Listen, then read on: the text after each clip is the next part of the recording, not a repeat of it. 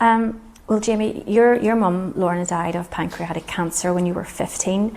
16. 16? Yeah. How did that affect you growing up?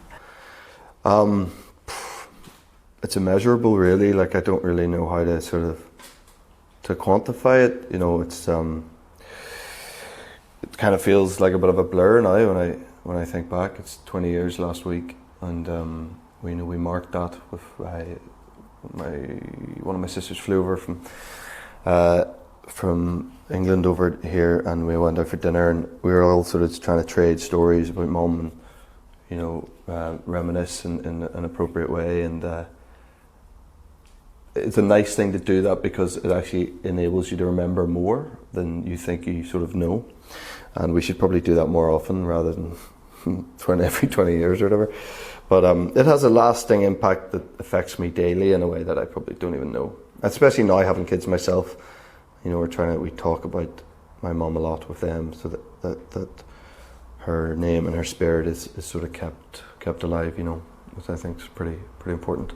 And you're a husband and a dad now as well. So after what happened to your mum, would you worry about your family, and, you know, do you also think about your own mortality?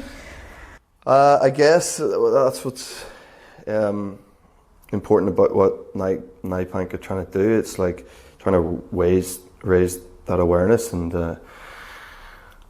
on a very sort of general level, bring awareness up in terms of what could be seen earlier, and how symptoms that seem like everyday illnesses, like you know pain in a certain part of your body or a stomach ache or whatever, and they could be something so much more alarming, and it's about raising that alarm earlier. The survival rate is very low, 2 to 5%, and it hasn't really changed very much since your mum died. No. So why is this group so important? Why is NIPANC so important? People who have been putting research into this for the last few years already, and from coming from a very personal level.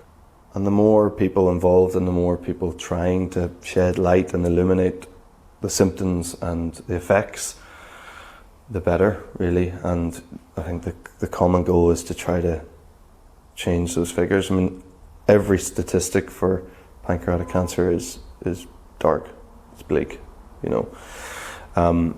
But in any great bleakness and darkness, there's got to be hope and there's got to be light, and we're trying to, you know, increase the hope and increase the light.